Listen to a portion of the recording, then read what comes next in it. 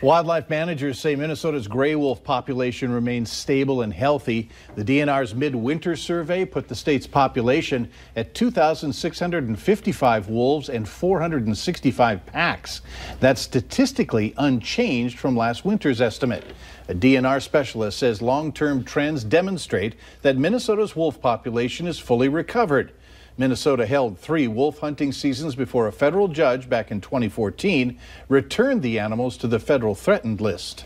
NDSU is looking ahead to this weekend's game against South Dakota State. Later in sports, we hear how the Bison are preparing for the Dakota Marker game. Zebra mussels are a nagging problem to Minnesota lakes. Up next, a scientific approach that's showing promising signs. Look at you.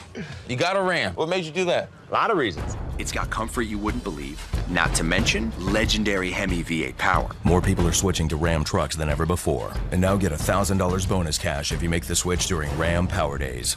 Heidi Heitkamp never forgets to talk about her North Dakota values. But in Washington, Heitkamp forgot them and sided with liberals in her party by supporting the disastrous Iran deal, giving over $100 billion to a regime that promotes terrorism, kills American soldiers, and helps Syria's dictator slaughter innocent people with chemical weapons. Those are not our values, they are their values. The RJC is responsible for the content of this advertisement.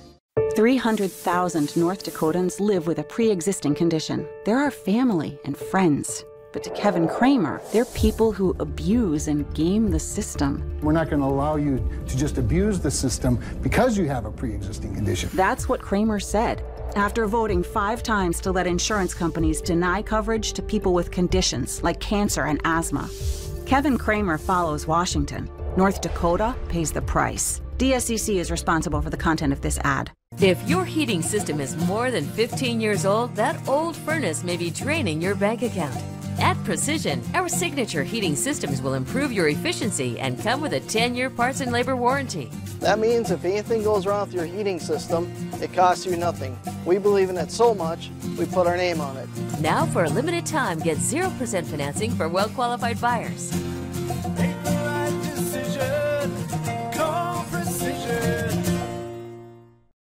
From the grill to the tailgate, take advantage of great deals on dependable Ram trucks now during Ram Power Days. Right now, finance and get an average $16,107 in total values on select 2018 Ram 1500 models in dealer stock. Don't miss Ram Power Days. Welcome back. A unique lab at the University of Minnesota is researching how to combat zebra mussels in an interesting way. Researchers say they hope to find a pathogen or bacteria that will only target those zebra mussels in hopes of protecting Minnesota lakes. Jeff Edmondson reports.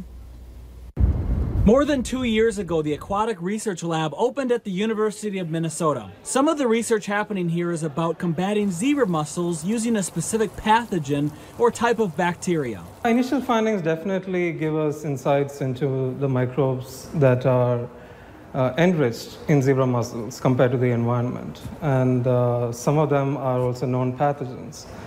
So we are focusing our efforts to isolate those pathogens. What the researchers want to do is find a pathogen that targets the zebra mussel, but nothing else. We don't want to introduce any kind of pathogens that are going to target native mussels. In their lab on campus are a series of tanks. One of them will be the control, or the tank that won't be tested on. The others will see an introduction of the pathogen and its effectiveness at different water temperatures. The tanks will range from 59 degrees all the way to 77 degrees. The end goal is to find opportunistic pathogens who are specific to our invasive species, but not to the natives. Prince Matai says that this research will likely continue for the next year, and they hope to find a better way to control zebra mussels in the future. In the Aquatic Research Lab at the University of Minnesota St. Paul campus, I'm Jeff Edmondson. As of May this year, the Minnesota DNR listed 335 bodies of water in the state as infested with zebra mussels. What a way to begin conference play. Yeah, right off the bat, you get a couple big hitters with South Dakota State and Northern Iowa. We'll worry about Northern Iowa in the weeks to come, but South Dakota State this week, it's the Dakota Marker. We'll hear from Bison head coach Chris Klieman next in sports.